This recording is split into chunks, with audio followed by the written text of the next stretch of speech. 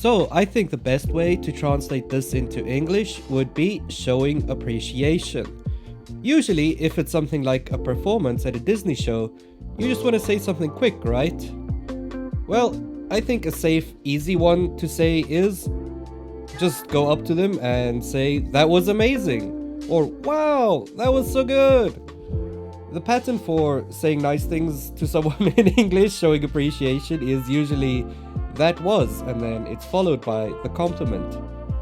If you want to say something more advanced and specific, you can say something like, "Hey, I really like your singing, you have a nice voice."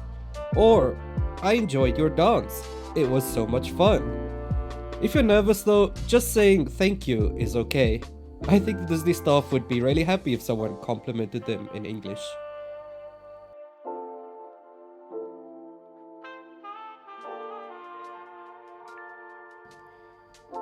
Okay. Now, this is something I am familiar with since I don't speak Japanese, but I know enough phrases to survive.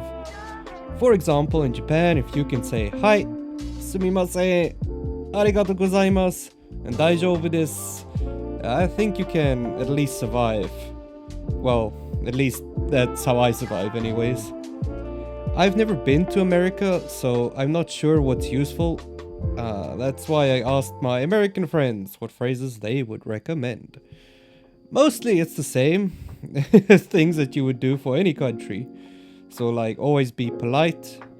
In English, that's your please, thank you, sorry, and excuse me are very important. One friend suggested the phrase, "Where can I find the Wi Fi?" or "Do you have any Wi Fi I can use?" That's an important phrase, I guess, since if you have Wi Fi, you can easily access the internet and ask Google Sensei for help.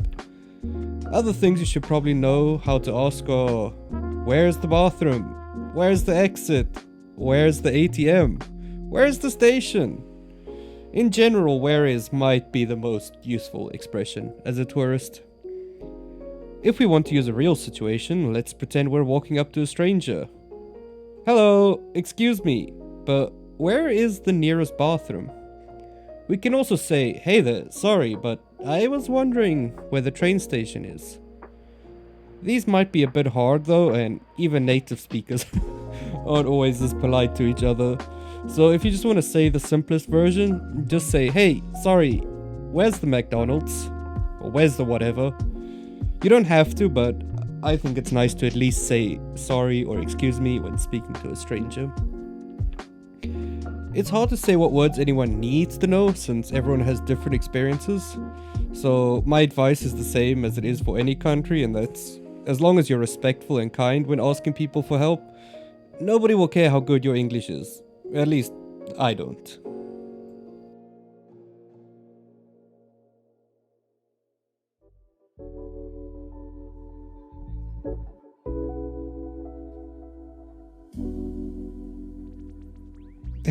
This is a very cute request. Thank you, I guess.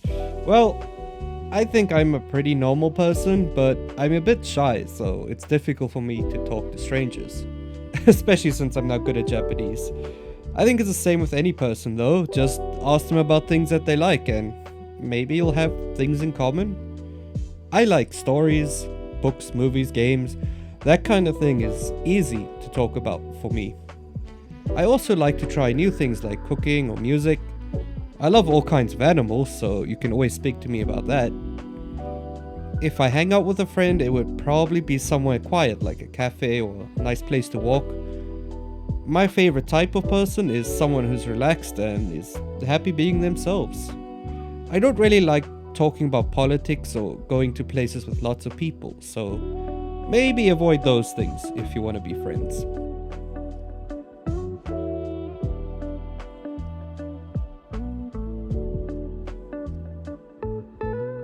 In English, we would say this is how to place an order. This is actually the same in English as in Japanese. You say the thing you would like and put please at the end. So for example, if you're ordering food, you would say 1 hamburger please or orange juice please. If you want to say a longer version, you can say something like I would like a hamburger please. Or I want to have an orange juice, please. But usually you can just say the name of the thing you want and then follow it with please. Same as in Japanese.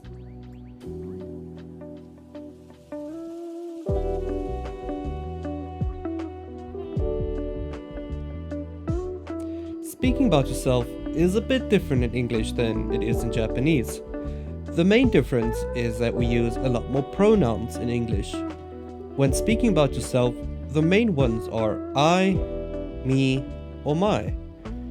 If you want to express a hobby or an opinion, you would usually start with I like or I think. For example, I like to eat ramen, or I think blue is the best color. It's a bit confusing, but you can also use my for the same meaning. For example, my favorite food is ramen, or my favorite color is blue. It's not always true, but in general you can think of I as watashi wa and my as watashi no. The difference is, in Japanese, you can usually get away with leaving this information out. But if you don't say I, me, my, he, she, they, if you leave out the pronouns in English, the sentence doesn't really make any sense. So that's maybe the main difference when speaking about yourself or someone else. If you specifically want to talk about miryoku, it's maybe a bit more complicated. If you want to know like what kinds of things to say about yourself, of course it depends on your culture, but I think in most cultures, same as in Japan or any other country, it's not normal to brag about yourself. Of course many people do, but I think most people find that annoying. If you want to talk about your strengths in a normal and polite way, you can say something like, my best feature is my eyes, or I'm really good at drawing animals. But it's not really something you should bring up unless someone asks you or it's a natural part of a conversation. If you want to safely just express that you like something or you're good at something, you can just say, my hobby is drawing, or I like going to the gym in my free time, instead of something more direct like saying I'm a good artist or I'm super fit, because usually that doesn't come across as very polite or nice.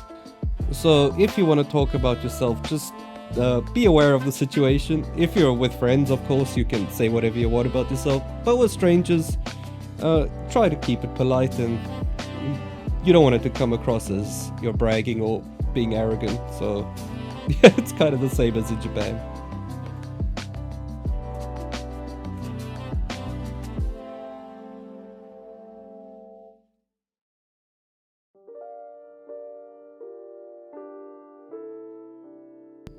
So, I got this request twice, which I guess is quite normal for high school students. If you want to know how we do love confessions in English, it's probably a little bit different from how it is in Japan. Often we don't really treat it as seriously as you do in Japan. Usually if you like someone, you start speaking to them and maybe saying things you like about them. For example, I think you look very nice today, or I really like your new hairstyle. Nothing crazy, just something small but genuine. If you have a good conversation, you can ask them on a date. Usually very simple, like nothing crazy, just, hey, would you like to go out for lunch sometime?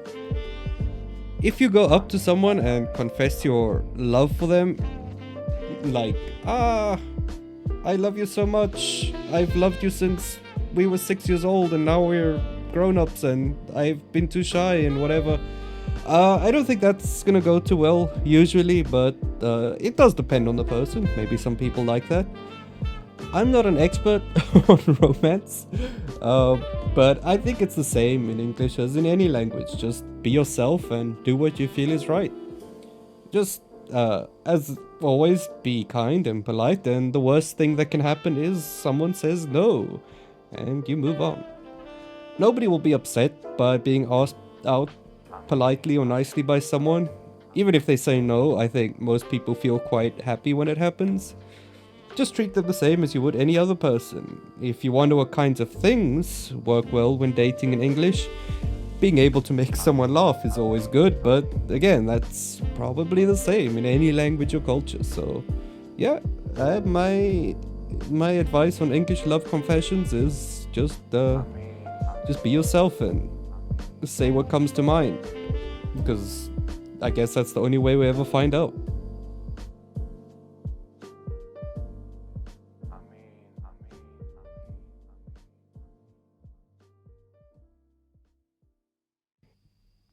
If I'm reading this correctly, it's asking for the names of fish. Actually, I was kind of surprised by how different the names of fish are in Japanese and English, so I'll just do some of the most common ones. Shake is salmon, and saba is mackerel. These are probably the most commonly eaten fish in other countries too. Katsuo is bonito. It's not something I ever really ate before living in Japan, so I don't know how often you'll. I don't think most people even know what a bonito is. I definitely didn't. Buri or hamachi is a yellowtail. This is also a very common fish to eat. Iwashi is a sardine. People often give these to cats.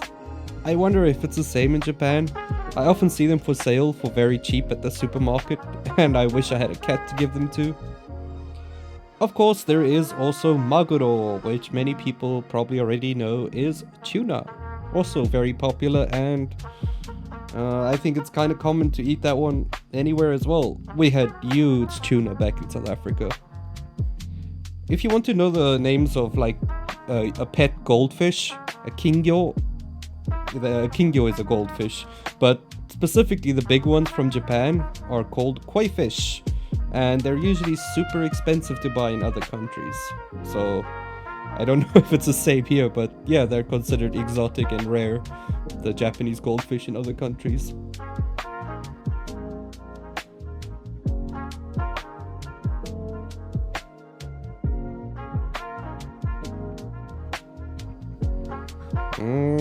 I'm not sure what to do with this one. Did you want me to go to your meeting for you? I don't think my Japanese is good enough for that, but I guess I could try. This paper looks important. Should you really be putting it in the English box? I don't mind, but you should probably not miss your meeting.